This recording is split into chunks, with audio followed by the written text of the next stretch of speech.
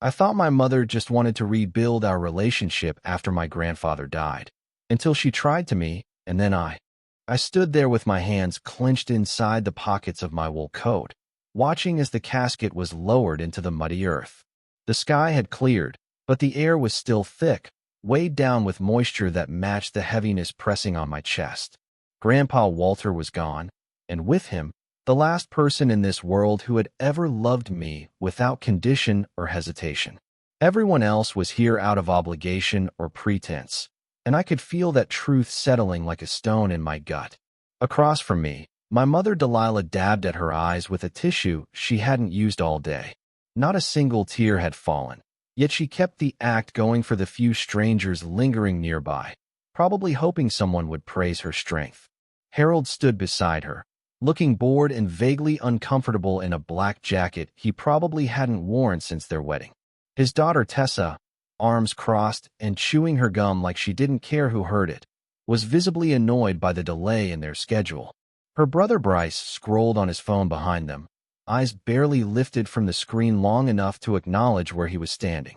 None of them had visited Grandpa even once during those final 3 months in the hospital, but now they wore somber expressions like costumes for a performance they didn't rehearse enough to make convincing. I had been the one at Walter's bedside, day and night, holding his hand when the medication made him confused, changing the music to his old jazz favorites when the machines beeped too loudly, and reading to him when the morphine made it hard to stay conscious. I planned this funeral because no one else offered. I sat in the front pew alone, walked behind the hearse by myself, and now stood here, soaked at the cuffs and hollow in the heart, knowing I was the only person who would actually miss him. Maya, my mother said softly, stepping forward once the final shovel of dirt had been tossed onto the grave. Thank you for arranging everything. Walter would have appreciated it. Her voice was sweet, but her tone was off, rehearsed somehow, like she knew this was the thing she was supposed to say, but didn't quite understand why. Before I could come up with something polite to say in return, a man in a charcoal suit stepped beside me. Miss Maya, I'm Greg Briggs, your grandfather's attorney. I need a moment with you, privately if possible, regarding the reading of his will. Delilah's eyes sparkled, and she couldn't help but lean closer. The will? When exactly is that happening? She asked with a sudden brightness that made my skin crawl. If you have time now, we can go over it together, Greg replied, glancing toward me with quiet professionalism. That's fine, I said without thinking, already knowing where this was going. Grandpa had made no secret of his intentions over the years. He didn't hide his disappointment in Delilah or the bitterness that simmered under every conversation they ever had. He once told me that blood alone didn't make family. It was loyalty, love, presence. And Delilah had offered none of those things since the day my dad died. 20 minutes later, we sat around the long wooden dining table in Walter's living room, the same table where he used to play chess with me every Sunday afternoon. Greg placed a thick folder in front of him and unfolded his glasses with a steady hand. I'll begin the formal reading of Walter's final will and testament, he said calmly, eyes skimming the room full of stiff silence and barely concealed anticipation. Delilah sat on one side, her fingers twitching on the table's edge. Tessa sprawled in the armchair like she was waiting for a pizza delivery, eyes darting across the room, clearly calculating what was worth taking. Bryce didn't even pretend to pay attention. He was still on his phone, thumbs moving fast like this entire situation was just a minor interruption in his digital world. To my beloved granddaughter Maya, Greg read, I leave my entire estate, including the residence at 417 West Shore Drive, the cabin at Pinehook Lake, and the entirety of my financial accounts totaling approximately $600,000. The room went dead quiet. For once, even Bryce looked up. I already knew this was coming, but hearing it said aloud made my throat tighten. I couldn't even feel satisfaction, just sadness that he was gone. But the others? The change on their faces was so quick, it was almost funny. Tessa's mouth fell open so wide I thought it might snap. Delilah blinked several times, her smile twitching like she was about to protest, but couldn't form the words fast enough. Greg continued without flinching. To my daughter Delilah, I leave the antique silver tea set, which she admired once at a family dinner. Delilah straightened up in her seat, like she'd misheard something. That's all, she asked, her voice rising an octave. The silver set. Greg gave a single nod. Correct. She muttered something under her breath that I didn't quite catch, but the tone told me it wasn't meant for polite company. I swallowed hard, the only sound in the room my own heartbeat pounding in my ears. That set is worth a few thousand, at least, I said flatly, meeting her eyes. And he didn't owe you anything else. The words came out colder than I intended, but I didn't take them back. Someone needed to say it. Greg spent another few minutes explaining the process for transferring assets and paperwork. During that time, Tessa glared at me with such venom it felt like a slap, while Bryce stared into the middle distance like he was watching the last episode of a series where the main character got everything he thought he deserved. When Greg finally left, the silence in the room got louder. Delilah turned to me with a practiced expression of maternal concern. Maya, she said, her voice soft, you should really think about sharing some of what Walter left you. Your father would have wanted his family taken care of. My father's been dead since I was 13, I said without blinking, and Walter was my family. He's the only person who gave a damn what happened to me after Dad died. That's not fair. Tessa snapped, standing up like she wanted to physically loom over me, though she barely matched my height. You don't deserve any of this. What makes you so special? You're not even talented or successful. You've never done anything worth noticing. I looked to my mother, waiting for her to shut Tessa down. She said nothing. Her silence was all the confirmation I needed. Well, I said, standing slowly. Since you're so smart and capable, I'm sure it won't be hard for you to build your own legacy. But for now, I want you out of this house. They left in a cloud of bitterness and scuffed heels, mumbling insults and slamming the front door just a little too hard. I waited until the sound of their car pulled away, then locked the door behind them. The silence that followed was deafening, but it was mine, and it was real. I leaned against the door for a moment, let the breath I'd been holding fall out of me, and allowed the tears to finally come. I didn't cry because they were gone. I cried because the last person who truly saw me had been buried only hours ago, and now I was alone in this house filled with memories I wasn't sure how to carry. After a while, I wiped my face and walked to the office. The scent of cedar and old books still clung to the room like Walter had only just left for a walk and would be back any minute. I sank into his chair, opened the top drawer, and stared down at the carefully organized folders. I didn't know what came next, but I knew one thing for certain. Whatever happened from here on out, I'd face it on my own terms. And nobody was going to take that from me. The first few weeks living in Walter's house felt like a dream that hadn't quite decided if it was peaceful or haunted. I kept expecting to hear the creak of his footsteps upstairs or the way he used to hum while making coffee in the morning, but the silence stayed unbroken and absolute. Every time I walked past the living room, I half expected him to be there in his chair, wrapped in that old plaid blanket, tapping the edge of his crossword puzzle with a pencil. Instead, it was just me and the echo of memories that hadn't yet faded into something soft. Most of my time was spent sorting through drawers, scanning financial statements, and learning how to be the executor of a life. Walter had kept everything tidy and well documented, of course, but it didn't make it any easier to touch things he had last touched. I found handwritten notes in the margins of his books and a jar of lemon candies he used to sneak me when Mom wasn't looking. Some nights I couldn't sleep, and I'd end up sitting at the kitchen table long after midnight, staring at the cold cup of tea I had poured and trying to remember what life used to feel like before everything splintered. On a gray Saturday morning, I was organizing boxes of his old journals when the doorbell rang. I wasn't expecting anyone, so I walked quietly to the door and peeked through the narrow window beside it. Delilah stood on the porch with Tessa beside her, both dressed too nicely for a surprise visit. Their smiles were bright, wide, and unmistakably fake, the kind of expressions you see on people trying to sell you something they don't actually believe in. I considered not opening the door at all, but curiosity got the better of me. When I let them in, Delilah pulled me into an awkward, overly long hug that I didn't return. Maya, sweetie, I've come to pick up the silver set Walter left me. I figured it was also a good excuse to see you. Maybe catch up over some tea? Her voice was syrupy and pleasant in a way that made my skin crawl. Right, I said, stepping aside. It's in the kitchen cabinet. Same place it's always been. She walked off toward the kitchen without another word, and Tessa stayed behind, her eyes scanning the room like a real estate agent deciding how much she could flip it for. God, this place is depressing, she muttered, running her finger across a bookshelf. If this were mine, I'd gut the whole thing. New paint, new floors, tear down half these walls. I kept my voice calm and even. Well, it's not yours, and I happen to like it this way. She rolled her eyes like I had said something too stupid to deserve a reply. Whatever. You always did have weird taste. I walked toward the kitchen, trying not to show how much her presence grated on me, and found Delilah carefully wrapping the silver in old newspaper like it was her birthright instead of something she'd barely remembered existed until the will was read. She handled each spoon with the care of someone trying to prove they deserved it.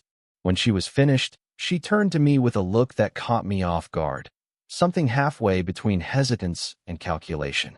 I've been thinking, she began, that maybe it's time we tried to rebuild our relationship. We're both all that's left now, really. No more Walter.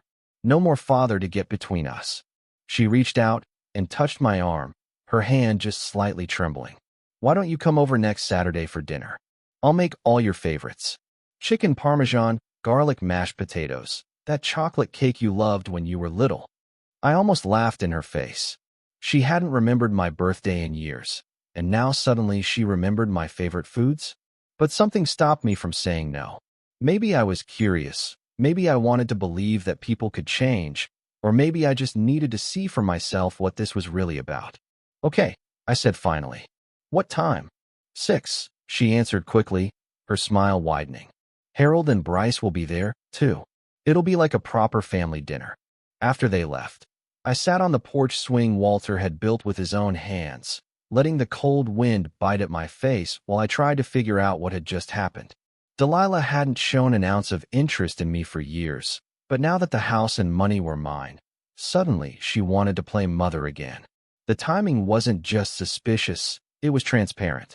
Still, part of me wondered if Walter's death had woken something up in her, some dormant piece of humanity buried under years of selfishness and neglect. I didn't believe it, but I also didn't entirely dismiss it. Not yet. Saturday came too quickly, and by the time I parked in front of their house, I was already regretting agreeing to dinner. The place looked smaller than I remembered, more fragile somehow, like it had aged in fast forward. The porch light flickered as I rang the bell, and Harold answered with his usual half nod and emotionless grunt. Maya, he said, stepping aside. Inside, Delilah was setting the table with the very silver she had retrieved from Walter's kitchen. Tessa was lounging on the couch in leggings and a designer hoodie, shouting at the television while Bryce clicked away on his phone. Delilah glanced up. Right on time, she said with a bright smile. Dinner's almost ready. Why don't you make yourself at home?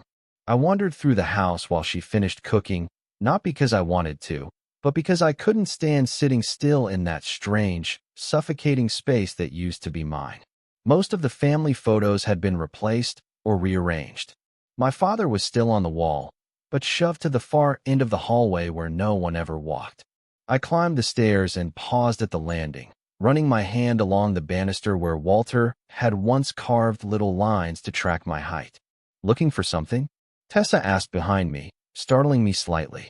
Just remembering, I said. She smiled like a wolf. I turned your old bedroom into a dressing room.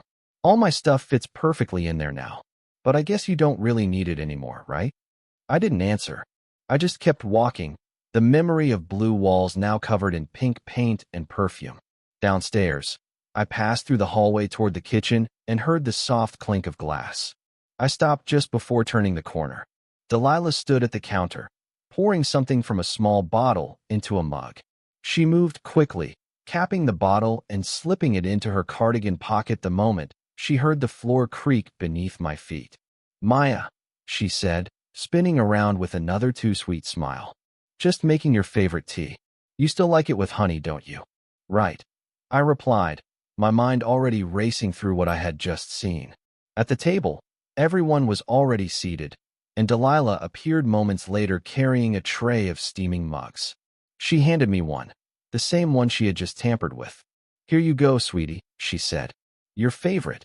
I smiled and thanked her, but when she turned to serve Harold and Bryce, I leaned slightly and switched mugs with Tessa, who hadn't noticed. I took a slow sip from the new cup, keeping one eye on Delilah, who kept flicking her gaze toward me every few seconds, her smile flickering. "So, Maya," Harold began casually, "what are your plans for that big house of yours?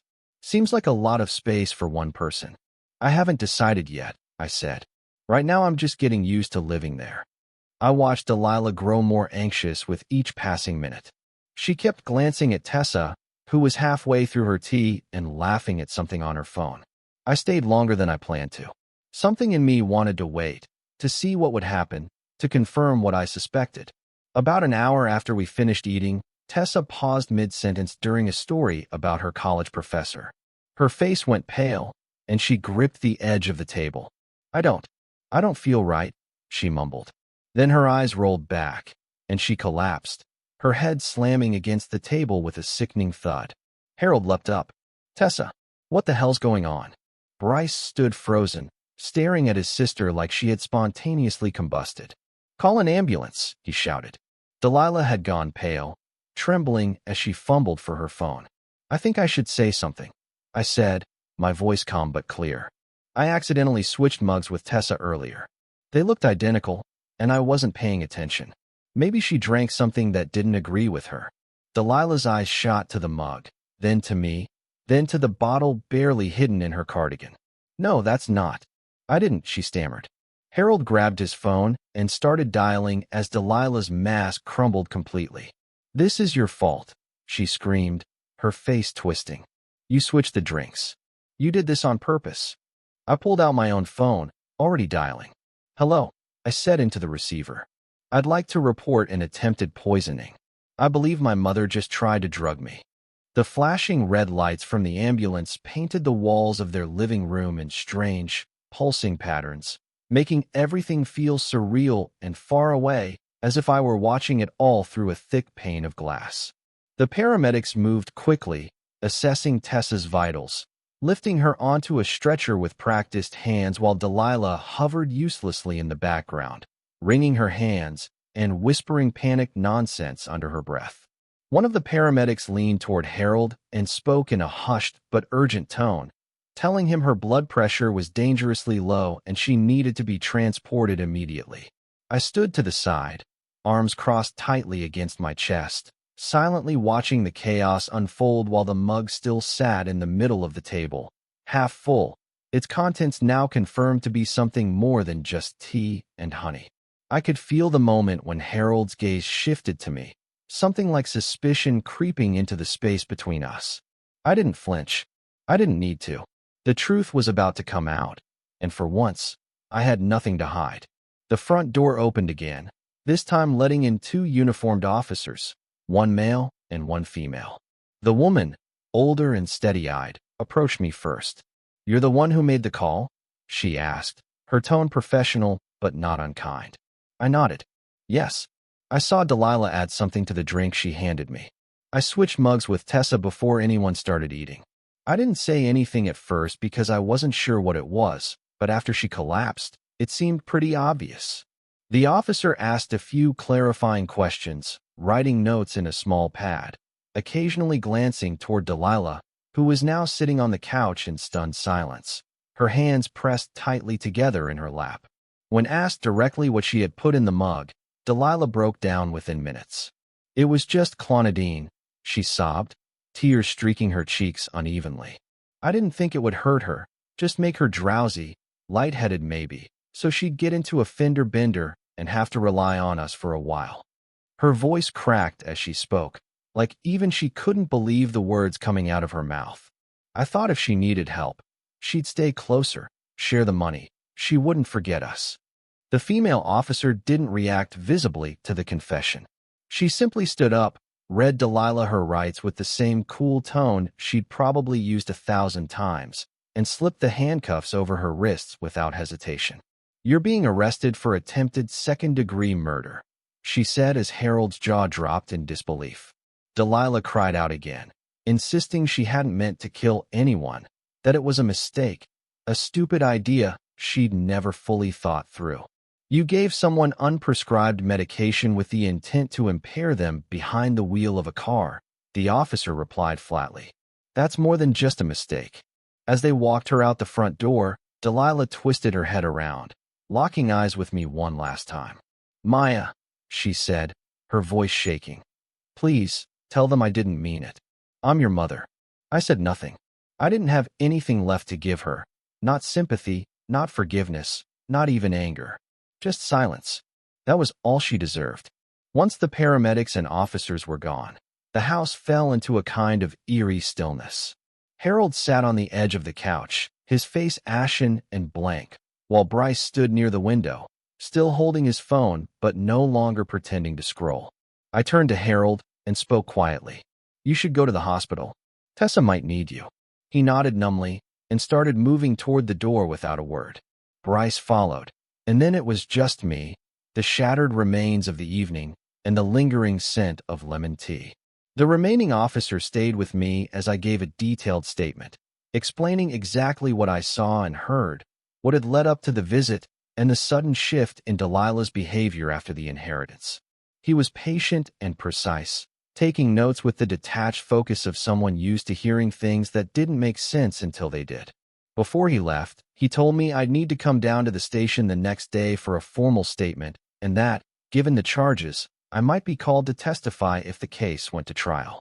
I agreed, though I already knew that day would come. Driving back to Walter's house was like waking from a nightmare, and then realizing the nightmare had followed me home. I sat in the driveway for a long time, the engine off, the cold creeping through the windshield as I tried to process everything. My own mother had tried to poison me for money. She had looked me in the eye, smiled, and tried to manipulate me into trusting her again. Also, she could sabotage me under the guise of rebuilding our relationship. The betrayal was so vast, so deeply rooted, I didn't even know where the anger ended and the sadness began. I didn't cry this time. I was too tired to cry. I just stared at the porch swing Walter had built and wondered what he would say if he were still here. Inside, the house felt like a sanctuary and a tomb all at once. His books still lined the shelves, his coat still hung on the hook by the door, and the smell of cedar and tobacco still lingered in the hallway. I walked upstairs, into the room that used to be mine, and sat on the floor beside the bed, hugging my knees to my chest like I used to when I was a kid and the world outside had felt too loud to deal with. Only now, I wasn't a child anymore, and the danger hadn't come from strangers. It had come from the person who was supposed to love me unconditionally. Over the next week, everything blurred into a haze of court documents, phone calls, interviews, and sleepless nights. Delilah's public defender tried to argue for leniency, claiming she hadn't intended to cause permanent harm and that her actions were the result of grief and desperation. The prosecutor wasn't buying it. Clonidine wasn't a harmless substance. It could cause unconsciousness, seizures, even death in high enough doses. Giving it to someone with the expectation that they'd get behind the wheel wasn't just reckless, it was deliberate, calculated. Tessa remained in the hospital for several days, recovering from the effects. When she was released, Harold reached out to me, awkwardly asking if I'd be willing to visit. She doesn't remember much, he said, but she's scared and confused. She wants to talk to you. I wasn't sure what I expected from that conversation, but when I arrived, Tessa looked smaller somehow, like the entire experience had drained the fight out of her.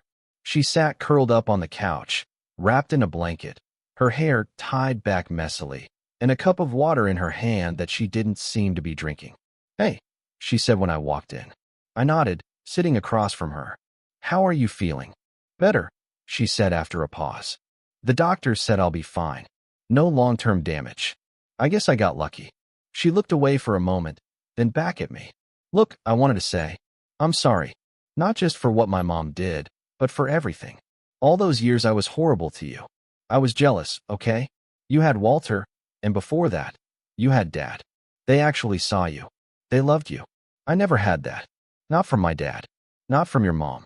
No one ever chose me first. Her voice cracked, and I was stunned into silence. I had spent so many years viewing her as the villain in my childhood story that I'd never considered how empty her own side of the house might have been. It wasn't perfect, I said quietly. Just real. We talked for almost an hour, about growing up in the same house, but in completely different worlds, about Walter, about how hard it was to pretend things were okay when they weren't. I didn't forgive her. Not yet. But I didn't hate her either. That was something. A few weeks after Delilah's arrest, I received a letter from the state correctional facility. Her handwriting was still familiar, slanted loops and long tails on every Y and G, and I stared at the envelope for several minutes before opening it. The letter was 5 pages long, written in pen on yellow-lined paper. She didn't ask for forgiveness, at least not directly. Instead, she told me about how lost she'd been since my father died, how she'd spent years pretending she was okay while pushing away anything that reminded her of what she'd lost, including me. She admitted she'd failed me. She said she didn't expect a response, didn't even deserve one, but she hoped someday I could find peace. I folded the letter and placed it in the bottom drawer of Walter's desk. I didn't know what to do with it yet. Maybe one day I'd want to read it again. Maybe not. But for now, it would stay there, sealed in a place that had always felt safe, away from the chaos she had brought into my life. I stepped outside that night and sat on the porch swing, watching the wind move through the trees and the stars blinking above the ocean. I still had no idea what came next, but I knew this. Whatever it was, I would face it alone, and I would face it stronger than before. Because I had survived something no one ever should have to. And I was still here. It had been almost 2 months since Delilah's arrest, and though the initial chaos had dulled, I still felt the aftershocks ripple through daily life in small, unsettling ways. I'd catch myself flinching at sudden noises, hesitating before drinking anything someone else made, double-checking locks even in broad daylight. It wasn't fear, exactly. It was caution sewn tight into my routine, a constant whisper in the back of my mind that trust could be a trap if you weren't careful. The house remained unchanged, still filled with Walter's things and that comforting smell of cedar and old paper, but I had begun to make small shifts in the space.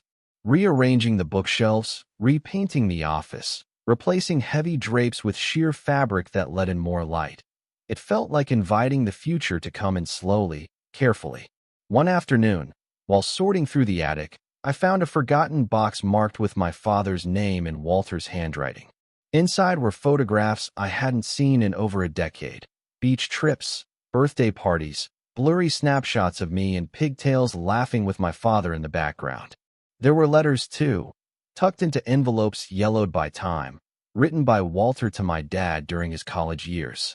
Reading them felt like peeling back a layer of grief I hadn't realized was still stuck to my ribs.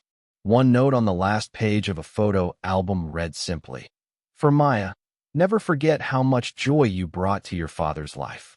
He lives on in you." That night, I cried harder than I had since the funeral, not out of sadness, but because for the first time in weeks, I felt genuinely loved again. Eventually, I returned to the idea of living, not just surviving. I enrolled in a graduate education program at a small university in town, something I'd always wanted to do, but it kept putting off, afraid I wasn't good enough or too buried in grief. With part of the inheritance, I funded a community tutoring program for underprivileged kids in Graybridge. I taught math and writing in the evenings out of the local library, and for the first time in what felt like forever, I didn't wake up dreading the day ahead. I had something to offer, and people, strangers, even, were starting to rely on me, not because they needed to use me, but because they trusted me. Then, one evening, I got a message from Bryce. Short and awkward, like everything he did. "Tessa wanted me to ask if you'd meet her for coffee sometime." I debated for hours whether or not to go, but in the end, curiosity won. We met at a quiet cafe near the boardwalk, and she was already waiting, tapping her spoon against her cup like she wasn't sure I'd actually show up. When she saw me, she stood up, offered a hesitant smile, and gestured to the seat across from her. "Didn't think you'd come," she said, no malice in her tone, just uncertainty. "I didn't think I would either," I admitted, sitting down. The conversation that followed was strange at first, stilted, full of pauses, but it shifted eventually. We talked about childhood in that house, how different our experiences were even under the same roof. She told me she'd started therapy after the hospital stay, that she was working on unlearning all the poison Delilah had poured into her. "I was awful to you," she said quietly, "but I didn't know any better. Now I'm trying to." I didn't forgive her, not yet, but I saw her trying, and for now, that was enough. We started meeting once a month for coffee, slowly building something that resembled friendship. Not close, not deep, but real in its own way, shaped by honesty and shared damage. Bryce moved to another state for grad school, and Harold downsized to a condo near the marina. He sent a thank you card one holiday season with nothing but his signature, but it felt like enough. Delilah kept writing from prison. Her letters arrived every few months, always filled with reflections about therapy sessions, memories from when I was little, and attempts to explain the unexplainable. She never begged. She never asked for my forgiveness. She just wrote like someone trying to leave a mark, even if it was too late. I read them all, then filed them away in a drawer I rarely opened. When she mentioned being eligible for parole soon, I didn't panic, but I didn't feel peace either. She didn't ask to come live with me, or even to see me again. Maybe she finally understood that bridge was long gone. Maybe she had stopped hoping. I wasn't sure how to feel about that. Maybe I never would be. But I had a life now that didn't revolve around her orbit. That, in itself, was its own kind of healing. It happened on a Saturday afternoon while I was cleaning out a box of forgotten things in the attic, the kind Walter had always insisted on keeping even when the rest of us would have tossed them years ago. Dust hung in the sunbeams like soft fog, and the cardboard flaps creaked as I pulled them back, uncovering brittle envelopes, faded receipts, and finally, near the bottom, a velvet-lined photo album wrapped in plastic. I carried it downstairs, set it on the kitchen table, and slowly opened the cover to find a flood of memories I hadn't seen in what felt like forever. Page after page showed my father and me, laughing, biking, building sandcastles, decorating a Christmas tree, caught in moments I'd forgotten, but instantly remembered the second I saw them again. We looked happy in that way you only can when you still believe the world is fair, before the weight of betrayal and loss shows you otherwise. On the last page was a short note written in Walter's precise handwriting, barely faded by time. "Maya, never forget how much joy you brought to your father's life. He lives on in you."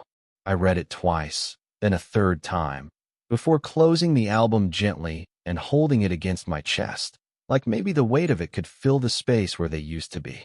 For the first time in months, I cried, not from pain or rage or exhaustion, but from something deeper and quieter. I cried because I remembered what it felt like to be seen, to be loved for no reason other than existing. The next day, I found another letter from Delilah waiting in the mailbox, same handwriting, same nervous slant in the way she wrote my name on the envelope. I opened it without much thought, already used to her updates from prison, and read her newest entry filled with stories of her group sessions, books she was reading, and the news that her parole hearing had been set for the following spring. She didn't ask me to testify on her behalf, didn't ask for help or pity or a place to go. She just said she hoped I was okay and that she still thought about me every day, always ending her letters with "Love, Mom," even though the word felt like a bruise each time I read it. I didn't write back. I hadn't once since the first letter came. It wasn't because I wanted to punish her or pretend she didn't exist. It was because I didn't know how to speak to someone who had chosen to hurt me so deliberately and then still called it love. Forgiveness felt like something too heavy to lift, and I wasn't ready to carry that weight for her. Not yet, maybe not ever. Still, life moved forward in its quiet, persistent way. The tutoring program at the library grew into something bigger than I expected, and I began to consider turning it into a nonprofit. I met new people, students, colleagues, neighbors, who knew nothing about what had happened and didn't treat me like a victim, just a person trying to do something good. Tessa and I still met occasionally, less out of obligation now and more out of a strange but stable understanding. We weren't sisters in any traditional sense, but there was a thread of recognition between us, like survivors from the same wreckage who managed to float to the surface and now checked in just to make sure the other hadn't drowned. Sometimes I'd walk through the house and think of Walter, his humming, his advice, the way he'd listen without trying to fix anything. I still talk to him sometimes, out loud, especially when things felt uncertain. I'd sit on the porch swing at dusk, the sky burning orange and pink above the ocean, and whisper, "I hope I'm doing this right." And in those moments, even in silence, I'd feel okay. I'd feel enough. There were nights I dreamed of my father, always in places that didn't make sense. Gas stations, train stations, empty hallways. But he'd smile and say, "You're doing fine, kiddo." And then I'd wake up with tears on my face and the faintest hint of peace in my chest. It didn't erase anything, but it helped. I didn't know if Delilah would ever be released or if she'd try to contact me again after parole. I didn't know how I'd feel if she showed up on my doorstep someday or sent another letter asking for a second chance. But I knew one thing with absolute clarity. She could no longer take anything from me. Not my home, not my future, not even my past. That had already been claimed by people who gave it freely, who asked for nothing in return, and who loved me the way she never quite figured out how to. And maybe that was the most important thing I'd learned. Some people hurt you because they don't know what to do with love, and others heal you simply by showing up and staying. Walter stayed. My father stayed, in every way that counted. I stayed. I didn't disappear under the weight of what was done to me. I stayed, and I built something better. So now I sit here, writing this on the same porch where I used to drink cocoa with Walter during winter storms, watching the sun dip below the edge of the world. The wind carries the scent of salt and pine, and somewhere below the hill, the waves crash like they always have, steady and endless. I don't know what the next chapter looks like, but for the first time, I'm not afraid to turn the page. Whatever's ahead, I'm ready for it. Not because I have everything figured out, but because I finally believe I can survive whatever comes next. And that's enough.